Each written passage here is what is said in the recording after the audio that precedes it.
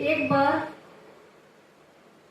सत्यभामा जी ने भगवान श्री कृष्ण से पूछा कि स्वामी, मैं ये जानना चाहती हूं कि आप प्रतिदिन तुलसी मैया में जल चढ़ाते हैं और सायकाल में रुक्मणी जी दीपक प्रज्वलित करती हैं, तो मैं तुलसी जी की महिमा जानना चाहती हूँ।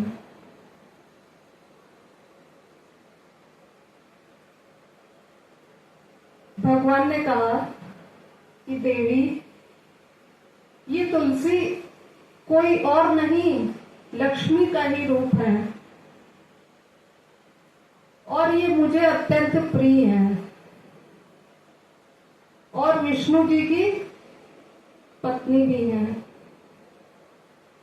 यदि मुझे भोग लगाया जाए और उसमें तुलसी पत्र ना हो तो मैं उस भोग को स्वीकार नहीं करता। ये वृंदा मुझे अत्यधिक प्रिय है। देवी, मैं तुम्हें एक कहानी सुनाना चाहता हूँ, एक कथा सुनाना चाहता हूँ। एक बार एक श्याम शर्मा नाम का व्यक्ति था। अत्यंत धनाढ्य था, अत्यंत धनी था, परंतु उसके संतान नहीं थी। सभी उसे सेठ कहते थे। जो पंडित, जो वैद्य, जो कुछ भी बताता वो सभी उपाय करता। धन की उसे परवाह नहीं थी और सभी उपाय करके वो निराश हो चुका था कि लगता है कि मुझे संतान प्राप्ति नहीं होगी। तब वो एक बार पहुंचा वशिष्ठ जी के पास और वशिष्ठ जी को प्रणाम किया, पूजा वंदन किया, पूछा कि आखिर मैंने ऐसा कौन सा पाप किया है जो मुझे संतान की प्राप्ति नहीं हो रही।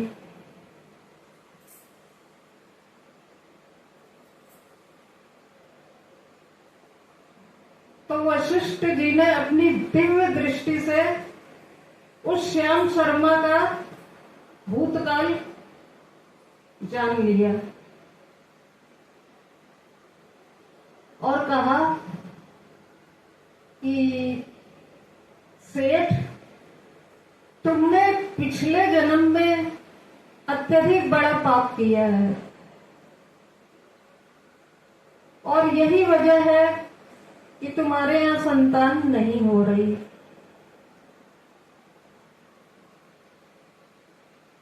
तो सेठ ने कहा कि प्रभु, मुझे बताइए, आखिर मैंने ऐसा कौन सा पाप किया और क्या उस पाप का कोई प्रायश्चित नहीं है। तो वशिष्ठ जी ने कहा कि तुम पहले भी एक वैश्य थे और काफी धनी थे और तुम्हें अहंकार भी अत्यधिक था। एक बार एक गौ माता तुम्हारे द्वार पर आई,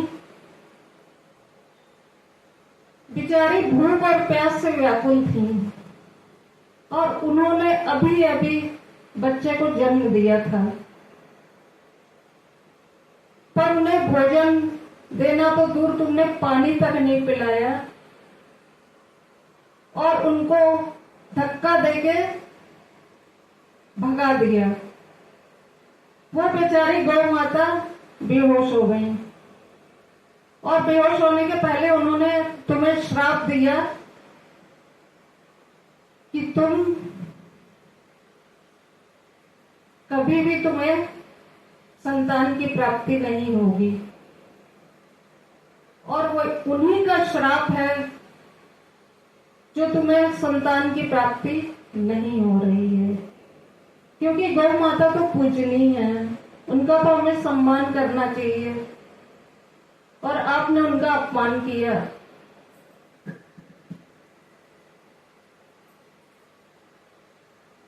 सेठ ने कहा, सेठ बोला कि बताइए मुझे क्या करना है, आप जो कहेंगे मैं वो करूंगा, मैं अपना सब कुछ दांव पर लगा दूंगा, परंतु मुझे संतान चाहिए। तो वशिष्ठ जी ने कहा कि तुम पुत्रेष्ठ यज्ञ करो और जब तुम्हारा यज्ञ विश्राम हो जाए, हवन आदि पूर्ण हो जाए, तो तुम अधिक से अधिक संतों ब्राह्मणों सबको भोज कराना, सबको गौदान करना और साथ में रुपया पैसा सोना चांदी जैसा कर सको, यही तुम्हारे पाप का प्रायश्चित है। सेठ और उसकी पत्नी ने ऐसा ही किया। कुछ समय बाद श्याम शर्मा की पत्नी गर्भवती हुई। जब यज्ञ समाप्त हो रहा था तो साक्षात अग्निदेव प्रकट हुए और उन्होंने सेठ से कहा कि तुम्हारे पुत्र तो होगा, पर वो केवल 18 वर्ष तक जीवित रहेगा। 18 वर्ष की आयु के बाद उसकी मृत्यु हो जाएगी। सेठ को एक तरफ तो खुशी हुई कि मुझे संतान तो होगी, वो भी पुत्र, परंतु कष्ट भी हुआ कि 18 वर्षों के बाद उसकी मृत्यु हो जाएगी। और उनके कहने के अनुसार श्याम शर्मा की पत्नी गर्भवती हुई और उनको एक सुंदर पुत्र रत्न की प्राप्ति हुई, जिसको सेठ ने बहुत ही अच्छे ढंग से पाला, गुरुकुल में उसको पढ़ाया। धीरे धीरे करके वो 16 वर्ष का हो गया।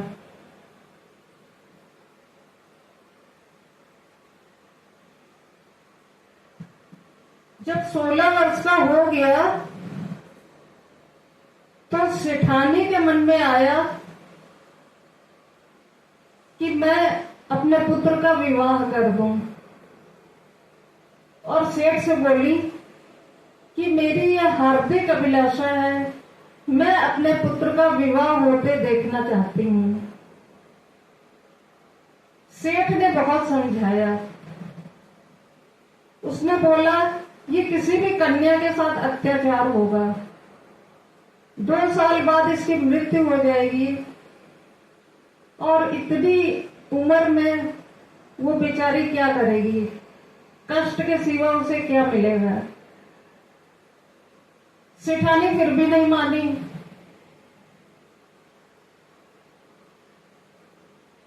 तब सेठ ने कहा ठीक है।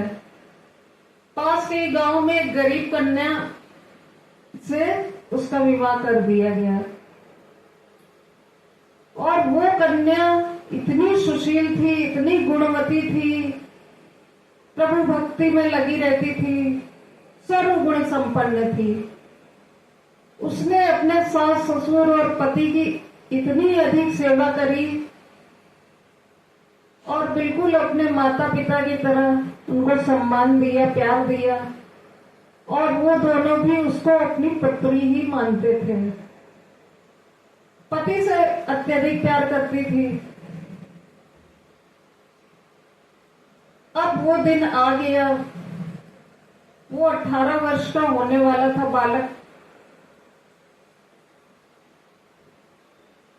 तो श्याम शर्मा ने अपनी बहू को बुलाया और कहा, बेटी मैंने तुम्हारे साथ अत्यधिक अन्याय किया है, क्योंकि मेरे पुत्र की आयु सिर्फ 18 वर्ष है, जो मैंने तुम्हें नहीं बताया था। 18 वर्ष पूरा होते ही उसकी मृत्यु हो जाएगी।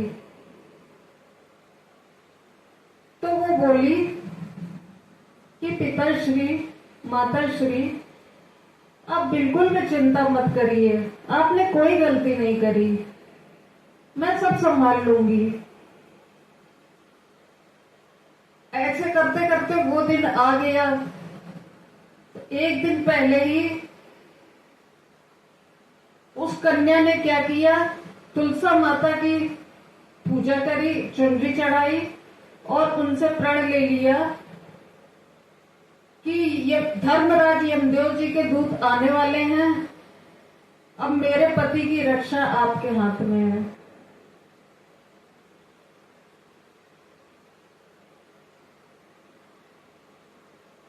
अब जब रात हुई तो देवदूत आए, धर्मराज के दूत आए, तो तुलसा माता ने उनका रास्ता रोक दिया। प्रातः काल आए तो तुलसा माता ने उनका रास्ता रोक दिया। बोली, मैंने उसको कन्या को वचन दिया है और मैं आप लोगों को इस घर में प्रवेश नहीं करने दूंगी। धर्मराज के दूत वापस लौट गए। अब धर्मराज जी को अत्यंत क्रोध आया। उन्होंने अब की बार 2 दूतों को भेजा और कहा कि जब तुलसा मैया शाम को सो जाएं तब जाना तुम लोग। तो उसने क्या किया, अपने पति की रक्षा के लिए एक दिया जलाया, अखंड ज्योति, और मुख्य द्वार के पास रख दिया, उसकी पूजा अर्चना करी और उससे प्रण ले लिया कि धर्मराज यमदेव जी के दूत आएंगे और उनकी रक्षा करना आपका काम है, मेरे पति की रक्षा करना आपका काम है। और जब सायकाल धर्मराज यमदेव जी के दूत आए तो उस दिए ने उनको वहीं पर रोक दिया, मुख्य द्वार पर, कि आप अंदर नहीं जा सकते, क्योंकि उसने मुझसे प्रण करवाया है। अब दूत फिर से लौट गए। अब धर्मराज जी को और भी क्रोध आया। अब की बार उन्होंने 4 दूत भेजे। अब उसने क्या किया, उसने कहा, धर्मराज जी ने कहा कि उसके प्रातःकाल जागने से पहले ही तुम लोग पहुंच जाना और उसके प्राण खींच कर ले आना। अब उसने सोने के पहले रात्रि में एक मटके में जल भरकर मुख्य द्वार पर रख दिया और उसकी पूजा अर्चना करी और उससे प्रण ले लिया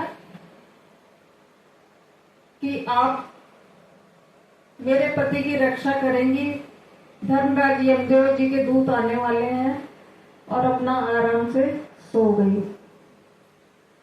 अब जैसे ही दूत आए, उस जल ने जो मटके में था उसने उनको अंदर प्रवेश नहीं करने दिया। उन्होंने कहा, आप इस घर के मुख्य द्वार के अंदर प्रवेश नहीं कर सकते, क्योंकि मैंने प्रतिज्ञा की है। वो फिर से लौट गए। अब की बार तो धर्मराज को इतना क्रोध आया कि उन्होंने 8 दूत भेजे।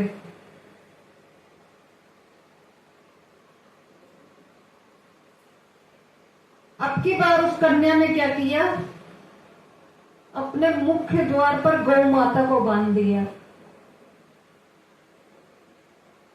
और जैसे ही यमदूत आए तो गौ माता ने कहा कि उसने मेरी पूजा की, वंदना करी है, सेवा की है और मुझसे प्रण लिया है कि मैं आप लोग को अंदर प्रवेश ना करने दूं। यदि आप लोग जाएंगे तो मेरी लाश पर से जाएंगे। तो धर्मराज के दूतों ने कहा कि गौ माता को कौन मार सकता, गौ हत्या तो से तो बड़ा कोई पाप है ही नहीं, उसका कोई प्रायश्चित ही नहीं है। वो फिर से लौट गए।